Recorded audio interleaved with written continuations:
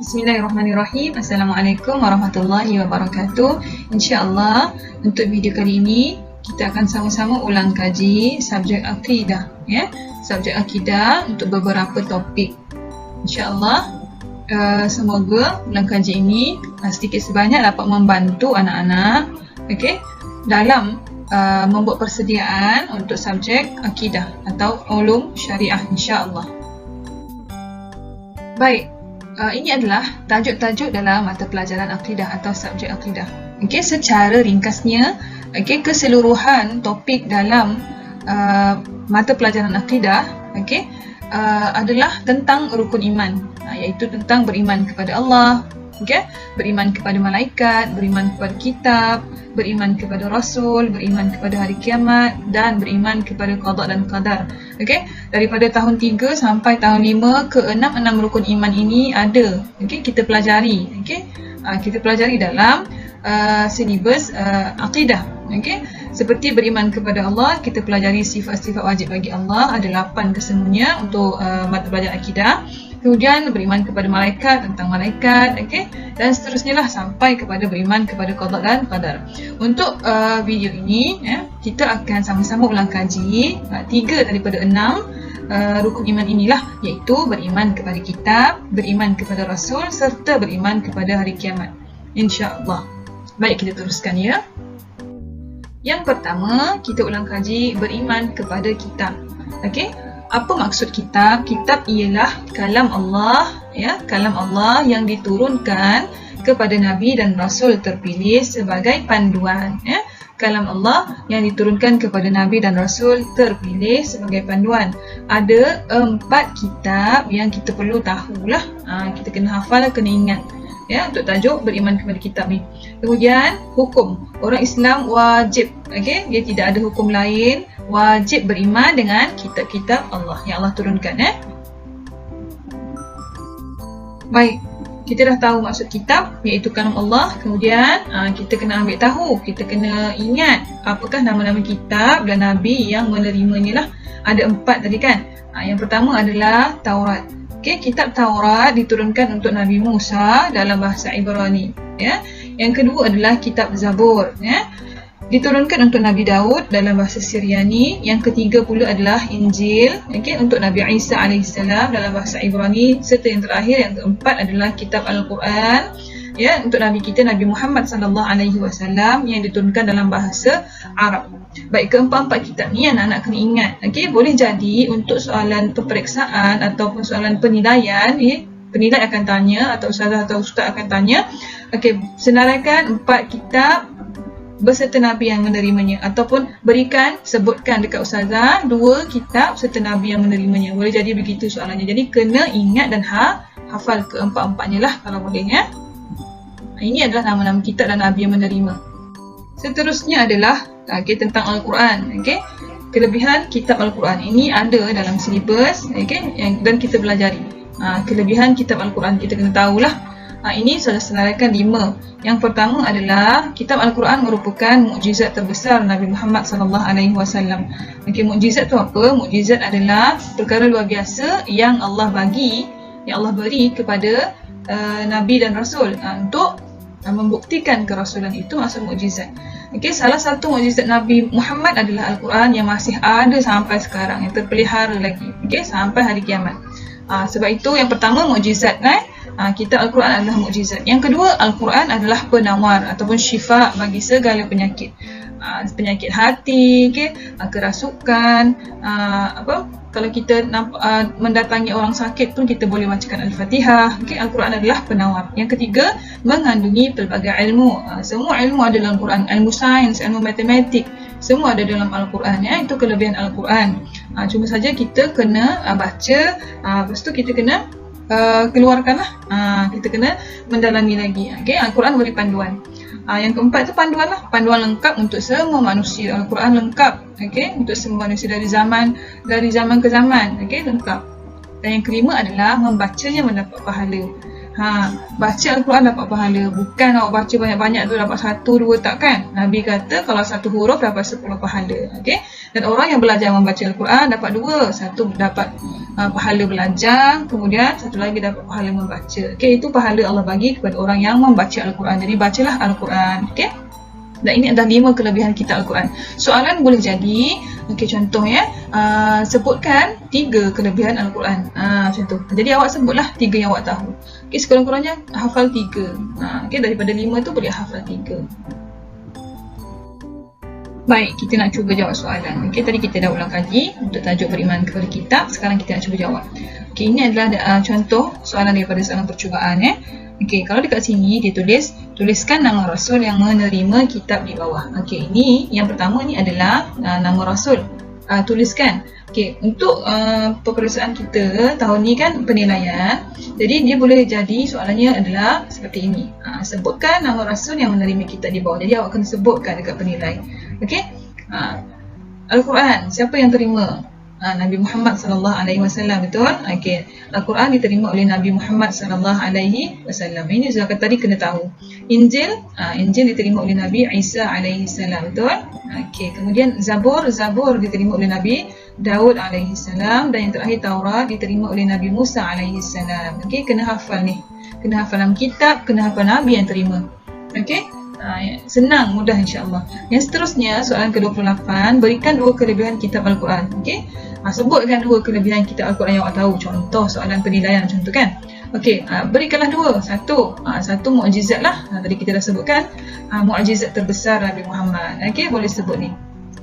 Okey, seterusnya Al-Quran adalah penawar pun boleh sebut. Okey, Al-Quran adalah penawar bagi segala penyakit, ataupun awak boleh sebut membaca dapat pahala. Okey, kalau kita baca Al-Quran kita dapat pahala. Macam tu.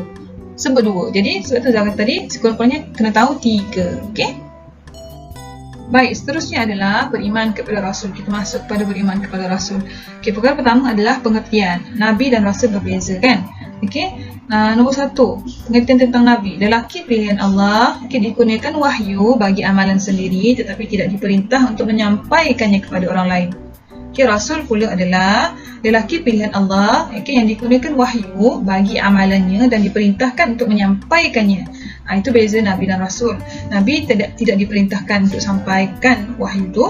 Rasul diperintahkan untuk menyampaikannya. Dan ada 25 Rasul yang kita wajib tahu, yang kita kena tahu kan. Itu adalah Rasul.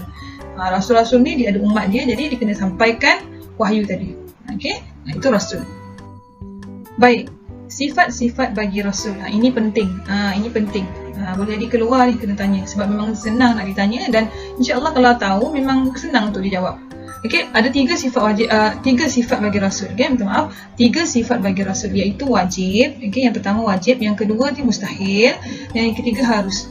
Yang ketiga ni sifat bagi Rasul. Kita tengok yang wajib dulu. Apa dia yang wajib? Sidqu, amanah, tabligh, fatanah. Sidq, amanah, tabligh, fatanah. Okey, yang bermaksud benar untuk sidq, amanah dipercayai, okey, tabligh menyampaikan, fatanah bijaksana. Dia ada mustahilnya. Mustahil tu maksudnya lawan dia lah. Okey, kizbun, khiyanah, kitman, baladah. Kizbun, khiyanah, kitman, baladah yang bermaksud dusta. Untuk kizbun, khiyanah, khianat tak dipercayai, kitman menyembunyikan, dan baladah bodoh. Ini adalah lawan bagi sifat wajib tadi. Dia ada 4 wajib, ada 4 mustahil. Ni kena ingat ni sifat-sifat wajib dan mustahil ni memang kena ingat. Okey, seterusnya adalah sifat harus. Sifat harus adalah seperti makan dan minum, berkeluarga, tidur. Okey, dan sifat harus ni adalah semua sifat manusia, semua sifat yang ada pada kita manusia biasa, tetapi dia tak menjatuhkan martabat kerasulan. Maksud dia apa? Okey, kalau kita makan, Nabi pun makan. Tapi kita ni kadang-kadang manusia boleh tambah 2-3 pinggan makan, betul? Tapi Nabi dia makan sekadar perlu. Dah berhenti sebelum kenyang. Macam tu makan dia. Itu tak menjatuhkan martabat kerasulan. Okey? Ini kena hafal. Baik, kita masuk pada soalan. Kalau soalan bertulis memang banyak sangat. Okey, soalan seperti ini. Tuliskan 4 sifat mustahil, tuliskan sifat wajib. Jadi ini adalah soalan tentang sifat mustahil. Dia minta 4 tu kena tulis. Kalau minta tulis macam ni, ataupun kan kata dia minta kita sebut, boleh saja sebut dalam bahasa Melayu atau bahasa Arabnya lah. Kalau dekat sini 4 sifat mustahil, yang mustahil lah. Okey, kizbun, khiyanah, kitman, baladah tadi, iaitu dusta. Okey, dusta. Kemudian khianat, sudah tulis bahasa Melayu. Kemudian sembunyikan. Ini ada yang mustahil. Kemudian yang keempat adalah bodoh, tak tahu. Okey, ini yang mustahil bagi Nabi. Baik, seterusnya padankan bahagian alif dan bahagian ba. Ini contoh soalan bertulis, tapi kena tahu jugalah soalan bertulis pun boleh buat untuk menghaji, betul? Okey, tabligh, apa maksud tabligh? Tabligh maksudnya menyampaikan. Okey, mudah kan? Kalau dah hafal senang je. Fatonah maksud dia adalah bijaksana. Kemudian kizbun, kizbun maksud dia dusta, tipu, bohong. Kitmanun menyembunyikan, dia lawan kepada tabligh. Baladah maksudnya bodoh. Ini adalah lawan bagi fatonah. Nampak? Kalau hafal insya-Allah mudah jawab. Okey, soalan ba. Apakah lawan? Lawan sifat wajib bagi Rasul di bawah. Dia nak lawan dia. Sebab tu kena hafal. Sidqu lawan dia kizbun, ya. Kizbun, sidqun. Sidqun ni maksud dia benar, kizbun maksud dia bohong, dusta. Tabligh maksud dia menyampaikan, lawan dia kitman lah, menyembunyikan, ya. Sebab tu kena hafal kedua-duanya lah supaya boleh jawab macam ni, Baik, kita buat yang ni pula. 11. Nabi Muhammad mustahil bersifat al-kizbu. Ya, betul lah. Okey, Nabi tidak bersifat dengan sifat yang bohong, dusta. 12. Nabi dan Rasul dari kalangan lelaki. Betul, 13. Manusia tidak perlu bersyukur kepada Allah. Salah ni. Kita mesti wajib bersyukur kepada Allah atas nikmat yang Allah bagi. Ke-14, at-tabligh artinya Allah Maha mengetahui. Salah, at-tabligh maksudnya menyampaikan. Allah Maha mengetahui ilmun, 15, kudrah adalah sifat wajib bagi Rasul. Salah. Kudrah adalah sifat wajib bagi Allah. Okey, yang membawa maksud Allah Maha berkuasa. Kita masuk yang terakhir, iaitu beriman kepada hari kiamat lah. Okey. Hari kiamat bermaksud hari kebangkitan semula semua makhluk selepas kehancuran alam ini. Okey, hari kebangkitan semula. Sudah merah kan dekat situ. Okey, semua amalan akan dihisab, baik yang buruk ke, yang baik ke, semua akan dihitung oleh Allah Subhanahu Wa Taala. Kemudian yang kedua, umat Islam wajib beriman dengan hari kiamat. Ini hukum, tak ada sunat, tak ada makruh, tak ada harus, wajib. Kalau kata hukum, untuk rukun iman wajib. Baik, tujuan hari kiamat dijadikan. Okey, sini Ustazah bagi 3 supaya senang ingatlah. Okey, kalau minta sebut 3 ni pun boleh. Bukti kebesaran dan kekuasaan Allah. Okey, hari kiamat tu sebagai buktilah Allah Maha berkuasa. Kemudian yang kedua adalah bukti Allah Maha Adil, Allah Maha Adil. Yang baik akan dapat balasan baik, yang jahat akan dapat balasan buruk. Okey, itu bukti bahawa Allah Maha Adil. Yang ketiga adalah alam ini tidak kekal lah dan akan musnah. Itu tujuan kenapa hari kiamat dijadikan. Alam kita ni tak kekal, okey, akan musnah, Jadi kalau nak buat jahat kena ingat, banyakkan buat kebaikan. Okey, salah satu yang penting untuk tajuk beriman kepada hari kiamat adalah tanda-tanda hari kiamat. Ini pentinglah, kena ingatlah apa tanda-tanda dia. Okey, ada tanda kecil, ada tanda besar. Tanda kecil seperti ramai wanita daripada lelaki. Itu tanda kecil yang pertama. Kemudian banyak berlaku pembunuhan. Yang ketiga, banyak bangunan pencakar langit. Maksudnya tinggi-tinggi bangunan. Okey. Yang keempat, banyak berlaku perkara keji dan maksiat. Ini semua adalah tanda-tanda kecil. Memang dah ada dah pun, kan? Betul tak? Okey, dah nampak dah pun. Itu tanda kecil lah. Okey, kemudian tanda besar. Tanda besar yang pertama, matahari terbit dari sebelah barat. Ini yang pertama, tanda besar. Kemudian keluarnya Ya'juj dan Ma'juj. Okey, yang ketiga, munculnya Imam Mahdi. Dan yang keempat, keluar Dajjal menyesatkan manusia. Ini 8 antara tanda yang boleh hafal dan boleh ingat lah. Tanda kecil 4, tanda besar 4. Okey, sekurang-kurangnya boleh hafal 4 atau 3. Okey, tanda-tanda hari kiamat ni antara soalan yang popular lah. Satu lagi subtopik yang perlu kita tahu, okey, yang kita kena ingat untuk tajuk beriman kepada hari kiamat adalah nama-nama lain hari kiamat ni. Okey, hari kiamat ada nama-nama lain. Okey, antaranya yang inilah. Okey, yang pertama adalah Yaumul Hashri. Yaumul Hashri bermaksud hari perhimpunan, mahsyar kan? Okey, mahsyar kan tempat berhimpun tu. Jadi Hashri perhimpunan lah. Yaumul Hisab, hari perhitungan. Yaumul Ba'thi, hari kebangkitan. Yaumul Jaza, hari pembalasan. Yaumuddin, hari pembalasan jugalah. Okey. Yaumul Zalzalah, hari gegaran atau hari goncangan. Zalzalah tu maksud di gempa bumi. Okey, gegaran lah. Okey. Yang terakhir Yaumul Akhir, iaitu hari akhir dunia. Okey, ini 7 antara nama lain hari kiamat. Okey, tapi kena tahu, tapi kalau untuk hafalan boleh hafalkan 3 atau 4. Okey. Okey, soalan. Nampak yang ke-26 tu, dia dah bagi dah 4 nama hari kiamat, tulis atau sebut. Okey, nama hari kiamat ni popular kan, tadi kan Saudara sebut kan. Okey, nama lain hari kiamat, Saudara tulis bahasa Melayu ya. Yang pertama hari pembalasan ataupun kita sebut sebagai Yaumul Jaza, betul. Okey, yang kedua adalah hari gegaran tadi. Gegaran tadi Yaumul Zalzalah. Okey. Kemudian hari perhitungan. Hari perhitungan dalam bahasa Arab kita sebut Yaumul Hisab. Okey. Yang keempat adalah hari perhimpunan ataupun Yaumul Hasyri tadi. Okey. Hari pembalasan, hari gegaran, hari perhitungan, hari perhimpunan. Okey. Yaumul Jaza, Yaumul Zalzalah, Yaumul Hisab, Yaumul Hasyri. Baik, nombor 27. Nyatakan 2 tanda kecil hari kiamat. Okey, apa tanda kecil hari kiamat? Tadi ada banyak, jadi keluarkan 2 saja. Yang pertama ialah lelaki lebih ramai, wanita lebih ramai daripada lelaki. Okey. Lebih ramai dari lelaki kan? Okey, yang kedua bangunan pencakar langit. Banyak bangunan pencakar langit. Okey, saya tulis gini je Okey, pencakar langit maksudnya banyak bangunan tinggi-tinggi. Okey. Kemudian nyatakan 2 tanda besar hari kiamat. Okey, yang pertama matahari lah. Matahari terbit ni senang nak ingat matahari terbit dari barat. Kemudian yang kedua adalah keluarnya apa tadi, Dajjal. Ni pun senang nak ingat ni. Okey. Ini tanda besar lah. Okey. Pilih yang mana-mana 2. Ini contoh soalan. Baik, kita buat lagi. Ini kan tadi dah kata soalan tanda kecil dan tanda besar ni memang popular. Okey. Baik, ramai wanita daripada lelaki itu tanda kecil. Keluar Ya'juj dan Ma'juj itu tanda besar. Bermewah-mewah mendirikan masjid. Tanda mana? Tanda yang kecil lah. Okey. Banyak dah masjid cantik tapi tak ada orang kat dalam dia. Itu tanda kecil lah. Banyak berlaku zina dan pembunuhan. Itu tanda kecil. Kemudian matahari terbit di sebelah barat. Ini tanda besar lah Okey. Macam tu. Boleh ingatlah dia punya tanda-tanda. Baik, ini yang popular ni. Mungkin nama hari kiamat dan juga ertinya. Sebab itu dah kata sekurang-kurangnya kita boleh kena ingatlah kena baca dan ingatlah kalau boleh nama-nama dalam bahasa Arab tu, sebabnya mungkin akan keluar soalan begini kan, dia nak erti dia nak maksud.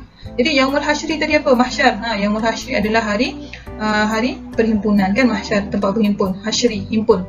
Yaumul Jaza adalah hari pembalasan Yaumul Sa'ah adalah hari masa penentu, hari masa penentuan lah, sa'ah masa kan.